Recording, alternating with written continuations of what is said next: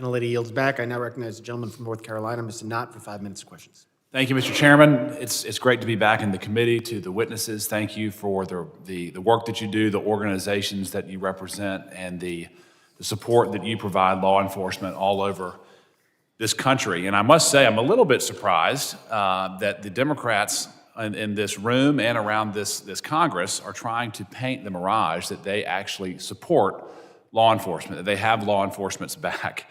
I don't think they're going to be successful. The level of dishonesty that we're hearing even today, just a short recollection. Defunding the police, that's a Democrat priority. Cashless bail, that's a Democrat policy. Weak laws and light sentences, that's a Democrat problem. Open borders, the Democrats defended that ferociously, and they continue to defend that policy in this very committee. No vetting admission into this country, that's a Democrat issue. Sanctuary policies, we saw that in very robust form all over the country in Democrat cities and Democrat states. And we continue to see that today. Look at California, look at Illinois, look at Democrat cities, even in my home state of North Carolina. Sanctuary policies persist in Democrat jurisdictions. Even members of this committee have called ICE and DHS and other law enforcement officers Nazis, racists, terrorists, Gestapo. I find that, and I find the accusations shameful. Shameful.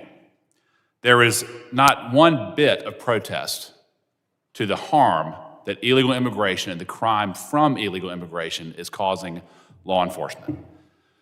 I worked in law enforcement for 10 years. I worked as a federal prosecutor. I saw the difference between the first Trump administration and the Biden administration. We just had a question about gun crime. It was much harder to charge someone for illegally possessing a firearm when Biden was president. I saw it firsthand. And I want to talk to you, starting with Mr. Hughes, talk about the sophistication of the criminal element and what type of difficulties that poses law enforcement in your experience. Yeah, no, so, criminals are getting, thank you, Congressman. Yep.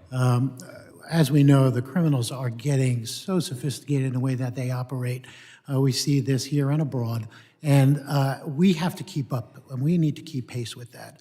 We need to be looking at every tool available to be able to counter, fight, combat all the crimes that are going on in society today. Mr. Thompson, I want you to talk about it. You talked about the previous administration and the danger that those activities have led directly to American streets. Talk about how open borders has increased the danger that law enforcement faces on the streets of the country. Yeah, I believe it's significant. I would consider it an obvious threat that is, I think there was a number of people that chose to ignore it for, I think, political reasons in some cases, and I think also they believed truly to their heart that they were doing good. Right. And that's fair. But to your question, we are now facing the most sophisticated criminal element in our nation's history. I mean, just when I started as a prosecutor, local law enforcement who were task forced would kick in a door and they would find a Glock and maybe a baggie of drugs. Now it's an AK-47 and 1.5 kilograms of fentanyl. And 10 computers that are used to track, trace, and follow law enforcement. That's right. And the international element in local crime, it cannot be overstated. Am I correct? You're absolutely correct. It's everywhere now. And there's this perception that you're either a hardened criminal with an AK-47 over your shoulder or you're a law-abiding citizen. In my experience, some of the best criminals were the hardest to catch. That is a true statement, sir. Explain and they that. are also the most dangerous. Yes, explain that to the members. The level of dedication to the principle of the crime is driven by arrogance, ego, profit, and cruelty, in my estimation. Yeah. And it is now become a globalized, connected The level of camouflage. There are criminals who operate in schools and deception farms, is perfect. in businesses, in law enforcement. Am I correct? You are correct, sir. Mr. Ghost, briefly, I've got a few seconds left. There was a clip that was played earlier that showed some very forceful actions by law enforcement. Yes. Given the rhetoric that we've seen from my colleagues on the other side of the aisle in sanctuary cities, calling these members Gestapo, Nazis, inciting fear amongst various communities. How has that damaged law enforcement's ability to act without the use of force?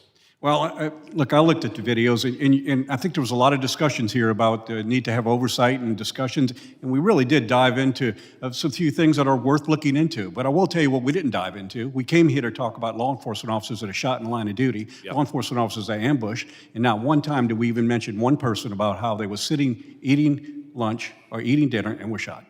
So we missed the whole point. It's disappointing to see. I'm finally excited that we were going to talk about a real issue here, something near and dear to my members. 2,553 officers have been shot, yet we're not talking about it. We're talking about tactics and politics and everything else. At the end of the day, it's still my members that are out there facing it every day.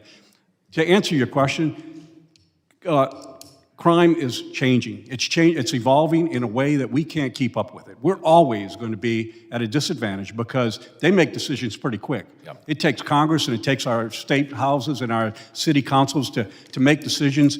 It takes a while. So we're always playing catch-up ball. It is not a very comfortable time to be in law enforcement because we're never going to get ahead of it. And use of force is sometimes used. It's needed to be used. Use of force is... Gentlemen, this gentleman's time has expired. You're going to get some questions in writing as well.